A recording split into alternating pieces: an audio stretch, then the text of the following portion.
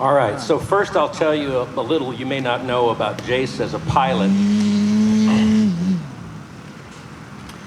Your three major national freestyle competitions available in North America are the XFC, the Tucson Aerobatic Shootout, and Clover Creek.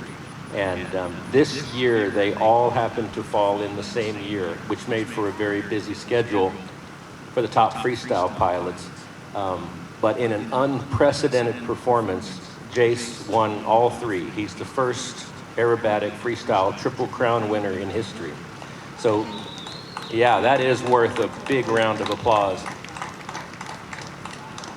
And so if you ask Jase what it took to become that level of pilot, he'll tell you about 20,000 hours. I've spoken to Jase many times at length about excellence and practice and improvement. And Jase is not a believer in talent. Jase is a believer in hard work.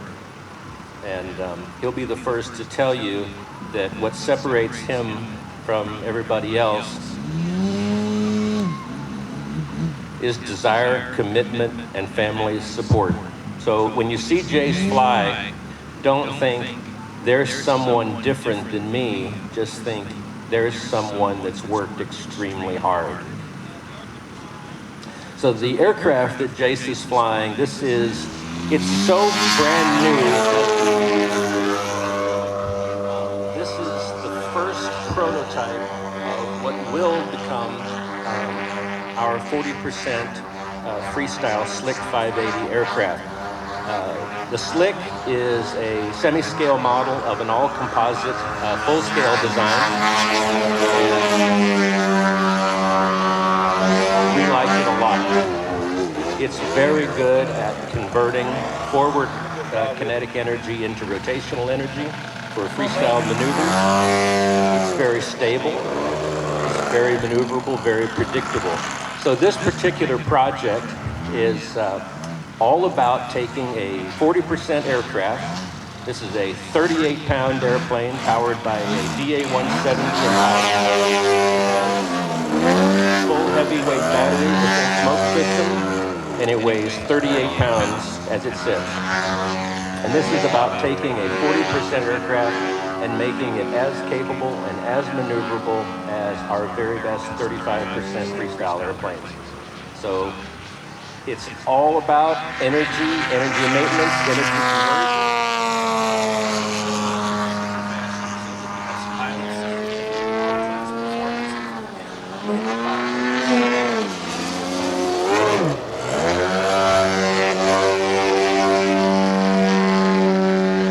So getting a very large aircraft to react this quickly and this stably and this predictably takes a lot of work. It takes a lot of aerodynamic work. For years and years, Chris Hinson has spent a lot of each of his years in China working at the very best ARF factories to have the best system for design, prototyping, testing, and production. Several years ago, I came on board with the company and I started going along on these trips to China. And I can't tell you how impressed I've been with the dedication of everybody that works in the stream flight system.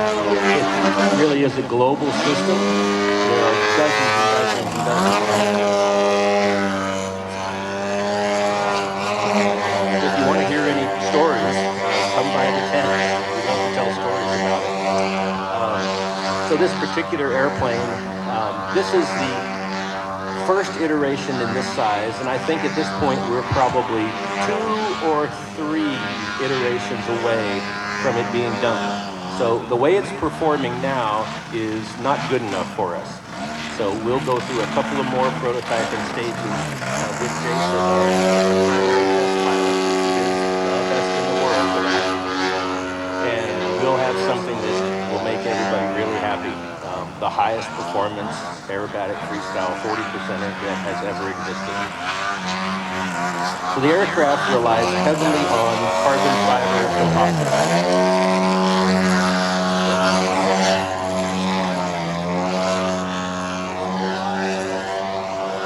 Specifically, carbon fibers, a little bit of mixed glass fiber. carbon fiber. That should give us the ability in production to expose the carbon fiber on part of the cowl, which will be really neat looking. But the carbon is in there primarily for lightweight, strength, stiffness. Carbon's a great material with a little bit of balsa.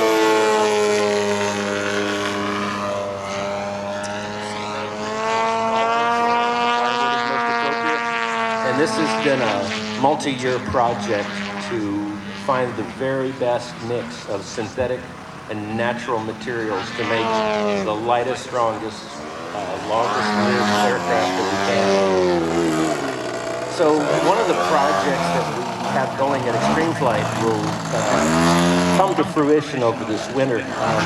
We and the Dussias always get the question, oh, what magical setup or what magical parts do you put in the airplanes to make them fly like that? And the answer is nothing. Jase flies aircraft in competition that are built exactly like and usually are the exact airplanes that you can buy out of our trailer. So we're going to be producing a video series this winter called There Are No Secrets, where we're going to go through one of Jase's builds from the moment that the tape is cut on the box to the maiden flight to show you exactly how the airplane is. There are really no secrets. It's just being meticulous, doing proper maintenance, and for the flying, just an awful lot of practice. So Jase is flying this aircraft on a Pipe DA-170, which is a great setup. We think that most people, when this airplane comes to market, which will be a while, we've got a lot of work left to do on it, but we figure this is going to be most popular for the DA-150 with pipes and also the DA-150 with mufflers. It'll be very, very practical for that.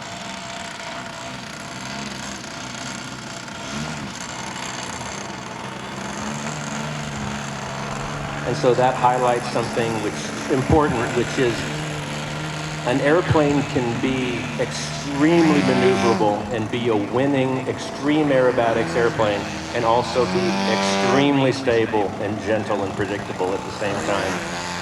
It does all of the really, really intense rotational maneuvers that Jase uses to win all over the world. And it also Harriers as stable and light as a feather. It knife edges.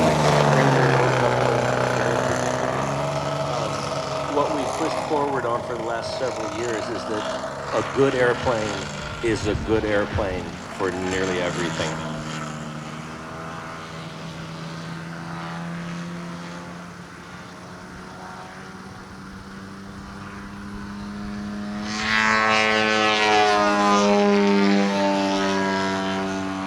So I hope y'all are enjoying this little peek this weekend into the Extreme Flight design and testing process. If you got any questions about airplanes until you have to force us to stop.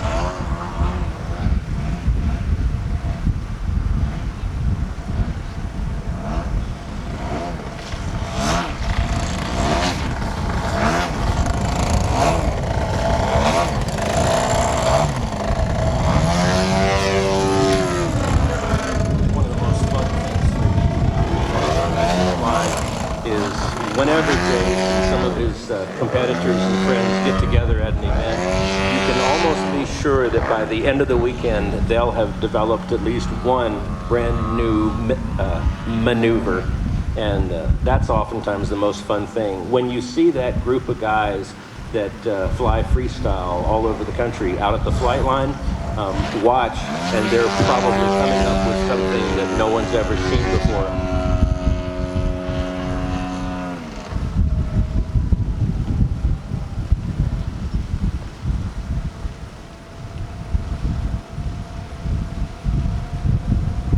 I love this descending rolling Harrier. It really shows off the stability and lightweight of the aircraft. It's just, I love when they look like a feather. Jase, thank you so much, and thank you to the club, everybody that's here. We're enjoying this wonderful, spectacular event, and can't wait to come back. Thanks very much.